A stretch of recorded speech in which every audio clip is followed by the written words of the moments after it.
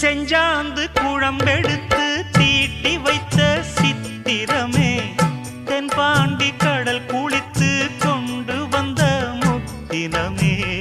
தொட்டாலும் கை மணக்கும் தென்பழனி சந்தனமே தென்காசி தூரலிலே கண் விழித்த செண்பகமே பெண்ணாக பிறந்த பல்லாக்கு நீயோ ஈரேழு உலகில் ஈடாக யாரோ நெஞ்சோடு கூடு கட்டி கூவும் குயிலோ பாத கொலுசு பாட்டு பாடி வரும்